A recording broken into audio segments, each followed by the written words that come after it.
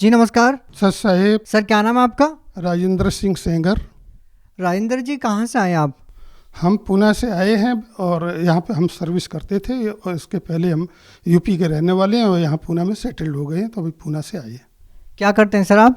हम अभी इस समय रिटायर्ड हैं। इसके पहले मैंने मिलिट्री में सर्विस किया, वहाँ हम जूनियर कमीशन ऑफिसर बन के वहाँ से नौकरी VRS लेकर के बाहर आ गया। उसके बाद में बैंक में क्लर्क कम कैशियर लगा पंजाब नेशनल बैंक में। उसके बाद जो है ना वहाँ से भी रिज़ाइन कर दिया और उसके बाद सेंट्रल एक्साइज में इंस्पेक्टर की जॉब की, जो कि मैंने 2015 में वहाँ से सुपरटेंडेंट बन के रिटायर हो गया।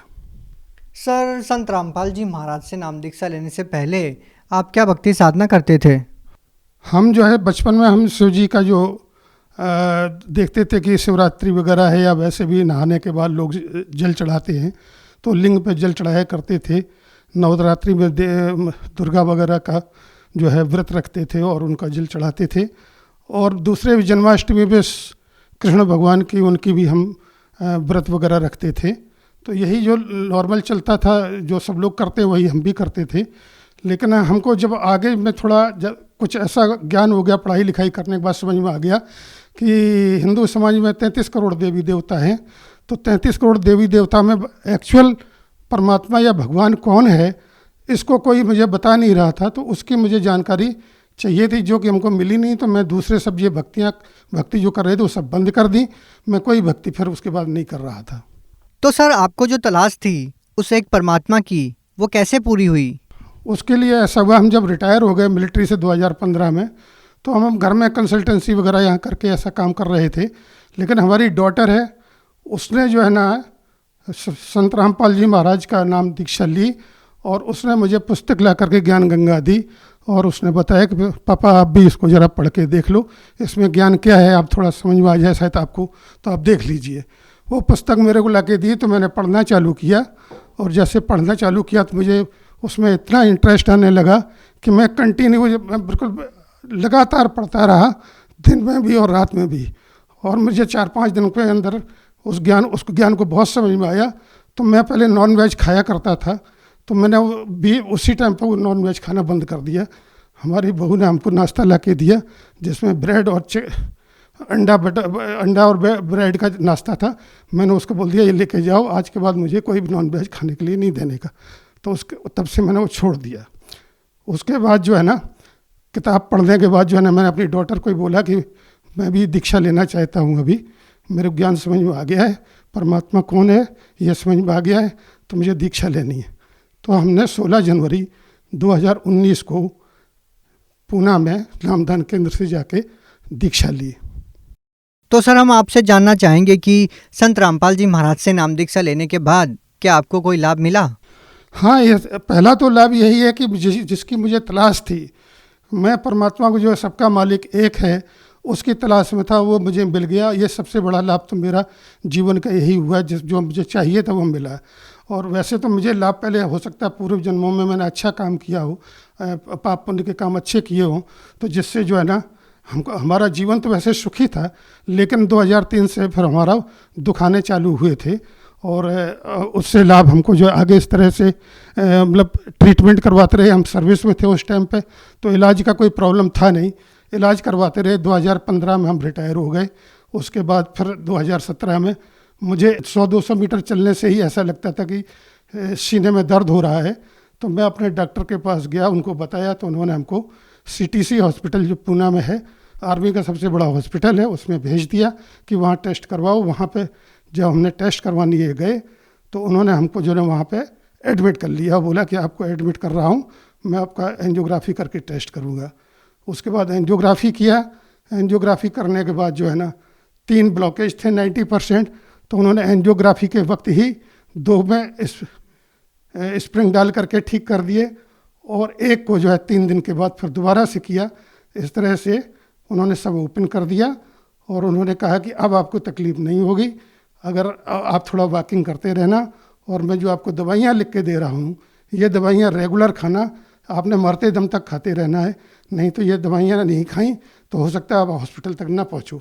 तो वो दवाइयाँ मैं खा रहा था।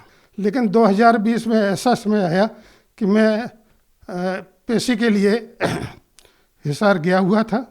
तो उसके बाद जब मैं वापस आया तो हमारा गांव जो यूपी में पड़ता है, मैं वहाँ पे चला गया, कुछ दिन यहाँ रह के जाएंगे।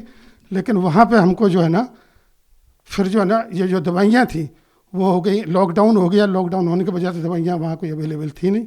तो मैं परमात्मा से, रामपाल जी महाराज से जो है ना अपना अर्ज लगाया कि मालिक आप ही देखना, अब मैं दवाइयाँ आज से बिल्कुल बंद कर रहा हूँ, आगे से मैं कोई दवाई लूँगा नहीं, अब आपने संभालना है। उसके बाद जो है ना, तब से लेकर आज तक मैं कोई दवाई नहीं ले रहा हूँ। मैं जो है ना बहुत अच्छे से, सब पूरी सेहत ठीक से है, सब कुछ में ठीक से सब कुछ चल रहा है। बल्कि परमात्मा संत रामपाल जी महाराज ने मुझे इतना दया बख्शी है कि मुझे जो है ना, नॉर्मली लोगों को साल में 2-3 बार जब मौसम चेंज होते हैं तो जुकाम खांसी का तो इलाज होता, सबको तकलीफ़ होता ही है, मुझे भी होता था।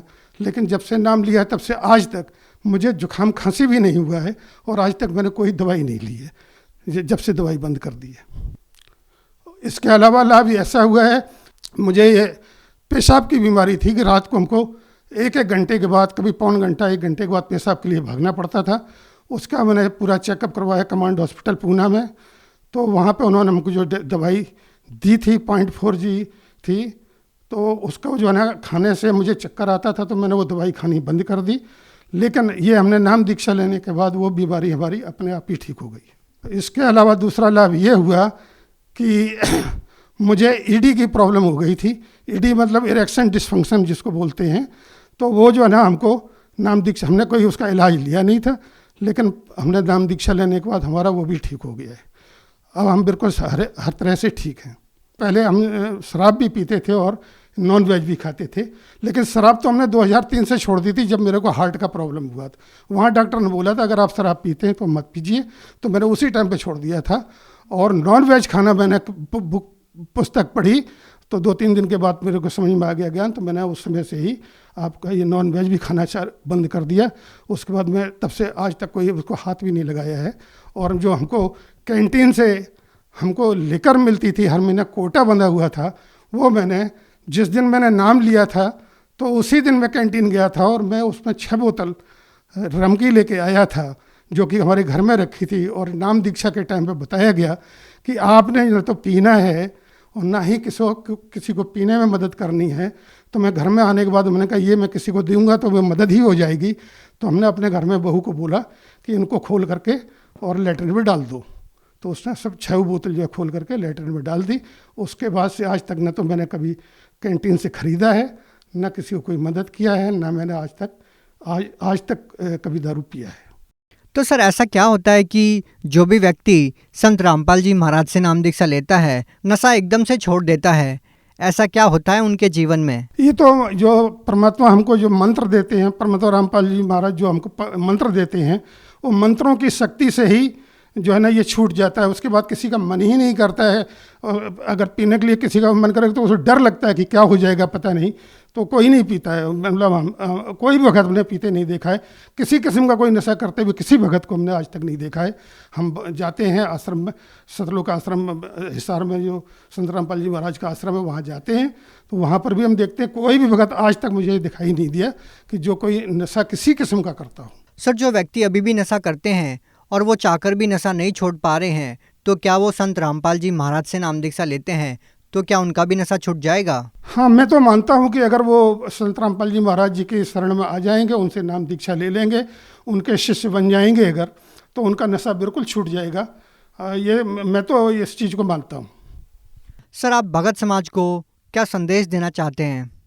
भगत समाज को मैं ये संदेश देना चाहता हूँ, संदेश तो मतलब मेरे देने की औकात नहीं है, लेकिन जो है ना मैं प्रार्थना करना चाहता हूँ कि सभी आत्माओं को, सभी जगत के लोगों को भगवान की चाहत है। तो भगवान की अगर चाहत है तो वो उनको पता ही नहीं है कि भगवान है कौन, तो वो परमात्मा की शरण में आ जाएं, परमात्मा की दीक्षा लेकर के, और उनके ज्ञान उनके पहले पुस्तक को लें, उसको पढ़ें, उससे ज्ञान समझें। ज्ञान समझने के बाद अगर उनको अच्छे लगे कि ज्ञान ये सही है, तो फिर जो है ना वो आके परमात्मा संत रामपाल जी महाराज से दीक्षा ले लें और दीक्षा ले करके अपना आत्मकल्याण करवाएं। जी बहुत बहुत धन्यवाद सत साहिब।